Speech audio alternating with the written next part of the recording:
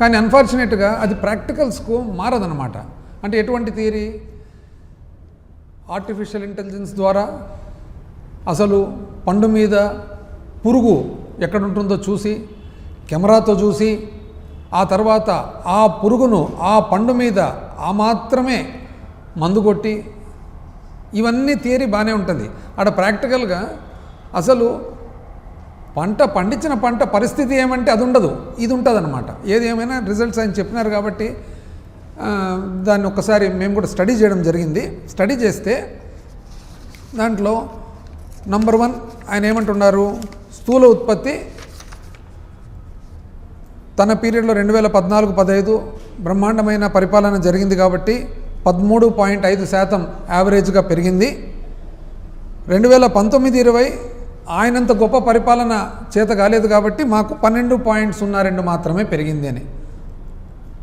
దానివలన ఏమంటారంటే 7 లక్షల కోట్ల ధనం అనేది తక్కువైందని. ఏమన్నానండి సార్, మీరు ఇంత అనుభవం పెట్టుకొని మీరు అంటే ఈ స్థూల ఉత్పత్తి గురించి చాలామందికి 199 మందికి తెలియదు కాబట్టి మీరు ఏదో చెప్పేస్తే అయిపోతుంది అని అంటారు. 1% అయితే తెలిసిన వాళ్ళు అయితే ఉంటారు కదా. సేమ్ అదే మీరిచ్చిన ఫిగర్సే చూద్దాం. మీరిచ్చిన ఫిగర్సే చూస్తే 2020-21లో -1.2 కేంద్ర ప్రభుత్వం స్థూల ఉత్పత్తిలో ఉంది, మైనస్లో, నెగిటివ్ గ్రోత్. ఎందుకు? కోవిడ్ కాబట్టి. అంటే కోవిడ్ కేంద్ర ప్రభుత్వానికి మాత్రమే వస్తుందండి, రాష్ట్ర ప్రభుత్వానికి రాదా? ప్రపంచానికంతా వచ్చినప్పుడు రాష్ట్ర ప్రభుత్వానికి రాదా? అంటే 2020-21లో ఆంధ్రప్రదేశ్ రాష్ట్రానికి కోవిడ్ ఎఫెక్ట్ లేదంటారా మీ ప్రకారంగా? ఆ రోజు కూడా -1.2 కేంద్ర ప్రభుత్వం స్థూల ఉత్పత్తి నెగిటివ్ గ్రోత్ తగ్గుదలలో ఉంటే కూడా రాష్ట్ర ప్రభుత్వం మాత్రం 5.7 పెరిగింది. 5.7. ఇది కాదు, ఇప్పుడు మనము కంపారిజన్ పెట్టుకున్నప్పుడు మీ సమయంలో ఎండాకాలంలో బట్టలన్నీ బాగా ఆరినాయి అని మీరు చెప్పేసి వర్షం పడేటప్పుడు మా బట్టలు ఆరబెట్టి మీరు ఆరలేదు అంటే ఎట్లయితుందండి? ఇది కేంద్ర స్థూల ఉత్పత్తిలో మన భాగం ఎంత అనేది చూద్దాం. మీ యావరేజ్ అది మాత్రం కన్వీనియంట్గా మీరు చెప్పరు, మీరిచ్చినదే, మీరిచ్చిన డేటానే. కేంద్ర స్థూల ఉత్పత్తిలో మీ పరిపాలనలో రాష్ట్ర భాగం ఎంత అంటే 4.45%. అంటే 100 రూపాయలకు గాను ఆంధ్రప్రదేశ్ రాష్ట్రము మీ పరిపాలనలో 4.45% కేంద్రానికి మీరు ఇవ్వడం జరిగింది. అంటే 100 రూపాయలు ₹4.45 అనుకోండి. మేము మీ అంత పరిపాలన మాకు రాదు కదా. కోవిడ్ పెట్టుకొని కూడా కేంద్ర స్థూల ఉత్పత్తిలో, జాతీయ స్థూల ఉత్పత్తిలో 4.8%, అంటే మీకంటే ఎక్కువ. అంటే 100 రూపాయల్లో మీరు అద్భుతమైన పరిపాలన చేసి ₹4.45 పెడితే మేము మీ అంత పరిపాలన రాదు కదా. కానీ కోవిడ్ పెట్టుకొని కూడా ₹4.80 ఇచ్చినాం. అంటే ఎవరు బాగా చేసినట్లప్పుడు? అసలు ఇంకొకటి కూడా చూస్తే మీరేమంటారు, తగ్గిపోయింది 13% నుంచి తగ్గిపోయిందని. ఎట్లా తగ్గుతుందండి? అంత కేంద్ర కోవిడ్ అనేది మీరు లెక్కకే రాదా? మరి అప్పుడు అదే 2020-21 సంవత్సరంలో కేంద్రం అంత పెద్ద జాతీయ స్థూల ఉత్పత్తి -1.2లో ఉంటే రాష్ట్ర స్థూల ఉత్పత్తి 5.7 చాలా గొప్ప సాధన కదా. దాని గురించి చెప్తున్నారో చెప్పరు. నెక్స్ట్ ఏమంటారు మీరు? మీది మాత్రం చాలా అద్భుతంగా ఉంది, ఇప్పుడు చాలా అద్భుతంగా ఉంది. ఆ అద్భుతంలో కూడా ఏమంటారు మీరు? అసలు 12.2% అంతేనా మీరు చెప్తుండేది? అయితే మీరు చెప్పే ఫిగర్స్ ఏదైతే పెరుగుదల ఉందో ఇది నమ్మశక్యమా అనేది. ఎందుకంటే మీరేమంటున్నారు, మీది గొప్ప పరిపాలన కాబట్టి గొప్పగా పెరిగింది అని. అయితే ఇది రాబడిలో ఎందుకు మరి మారడం లేదు?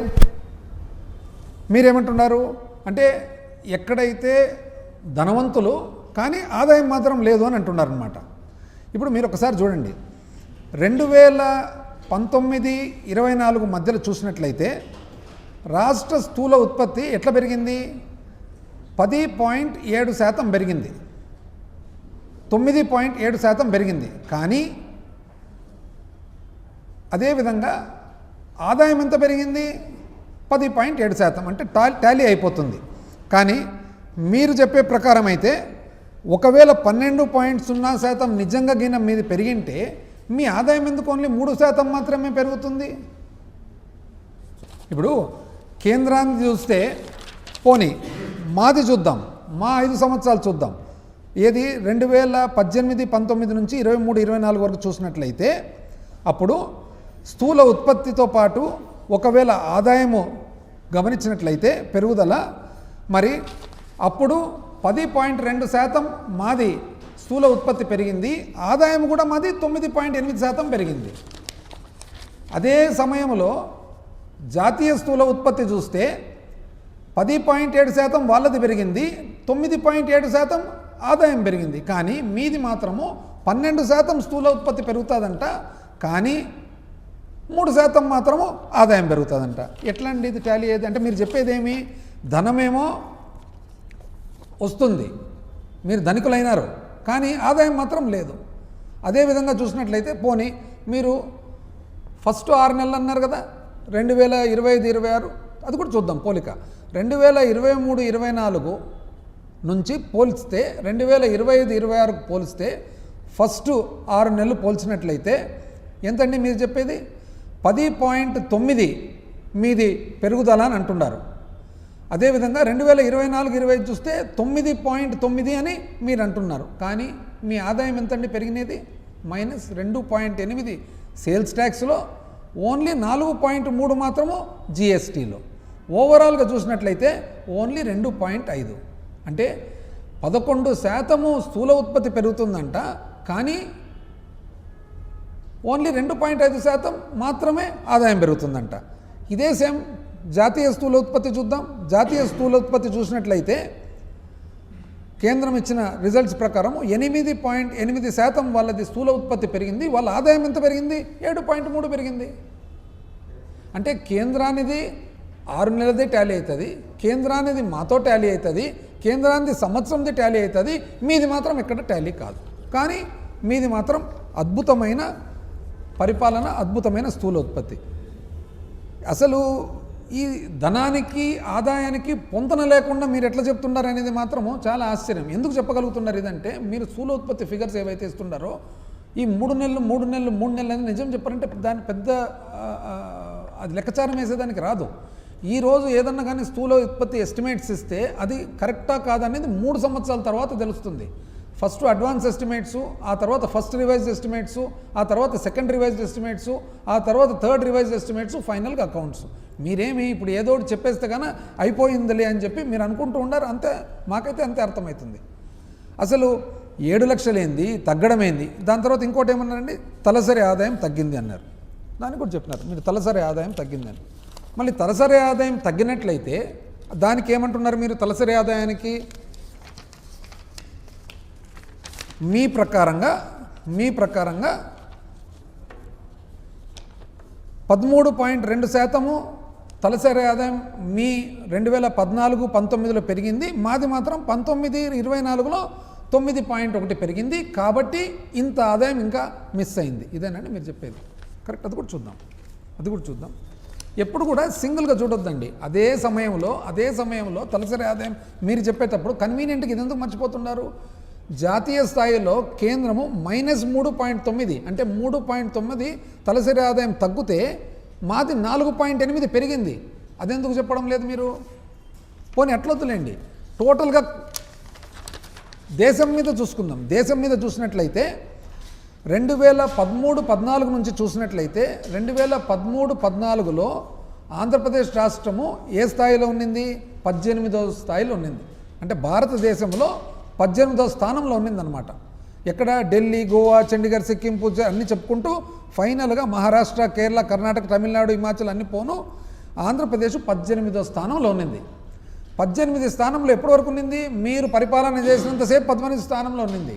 కానీ 2024 మేము దిగిపోయేటప్పటికీ 15వ స్థానానికి వచ్చింది. అంటే అప్పుడు బాగున్నట్లా, బాగలేదా? అసలు మీరు ఏ విధంగా పోలికలు, పొంతనలు పెడుతున్నారనేది అంటే ఎవరు గమనించుకోరనుకుంటున్నారా, లేకుంటే ఎట్లా అనేది మాకైతే ఆశ్చర్యంగా ఉంది అసలు. ఇది కాకుండా నెక్స్ట్ ఇంకోటి దాంట్లో కూడా మళ్ళా డాలర్లలో ఎందుకండి, మనం రూపాయలలోనే కదా.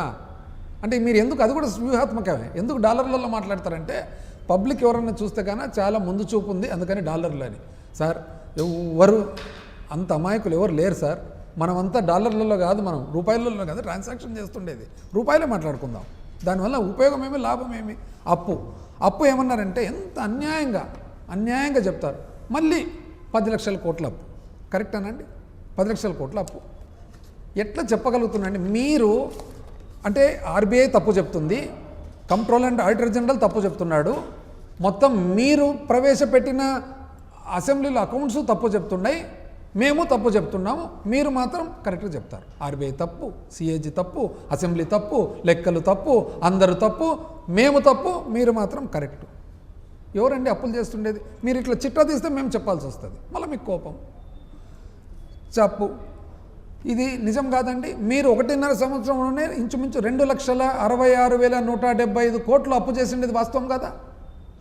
అంటే బడ్జెట్ అప్పు 1,54,880 కోట్లు చేస్తే బడ్జెట్ బయట అప్పు 1,11,295 కోట్లు చేసినది వాస్తవమా కాదా చెప్పండి. 2024-25 ఆర్థిక సంవత్సరంలో 81,597 కోట్లు మీరు అప్పు చేసినారా లేదా? ఇది అకౌంట్స్లో ఉంది కదా, ఆర్బీఐ అకౌంట్లో ఉంది, సిఏజీ అకౌంట్లో ఉంది, మీరు సబ్మిట్ చేసిన బడ్జెట్ అకౌంట్లలో ఉంది. 2025-26 చూస్తే కాగ్ గణాంకాల ప్రకారము 67,283 కోట్లు, అవునా కాదా?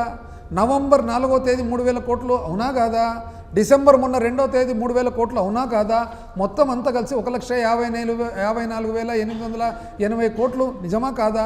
ఇది కాక బడ్జెట్ బయట పౌర సరఫరాల సంస్థ సివిల్ సప్లైస్ 7,000 కోట్లు, మార్క్ఫెడ్ 18,700 కోట్లు, ఏపీ ఐఐసి 1000 కోట్లు, ఆంధ్రప్రదేశ్ ఇండస్ట్రియల్ ఇన్ఫ్రాస్ట్రక్చర్ కార్పొరేషన్ ఇంకొక స్పెషల్ పర్పస్ వెహికల్ కింద 7,500 కోట్లు, ఏపీ ఎండిసి 9,000 కోట్లు, ఏపీ పవర్ ఫైనాన్స్ కార్పొరేషన్ 6,710 కోట్లు, బ్యాంకుల నుంచి విద్యుత్ సంస్థలు 1,150 కోట్లు ఒక అప్పు, AP SPDCL, AP power development corporation కలిసి 5,473 కోట్లు, నాబార్డు ద్వారా డిస్కామ్స్కు 3,762 కోట్లు, ఈ 3 ఓన్లీ విద్యుత్ సంస్థలకు కలిసి 10,385 కోట్లు చేసిన మాట వాస్తవమా కాదా?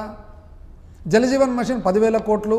ఇవన్నీ కాక అమరావతి కోసము ప్రపంచ bank and Asian development bank 15,000 కోట్లు, హడ్కో వచ్చేసి 11,000 కోట్లు, జర్మనీకి చెందిన కేఎఫ్డబ్ల్యూ సంస్థ 5,000 కోట్లు, మరి అదేవిధంగా NABFID 7,500 కోట్లు, APPSCL 1,500 కోట్లు, అంతా కలిసి 40,000 కోట్లు, మొత్తం కలిపితే 2,66,175 కోట్లు చేసిన మాట వాస్తవమా కాదా?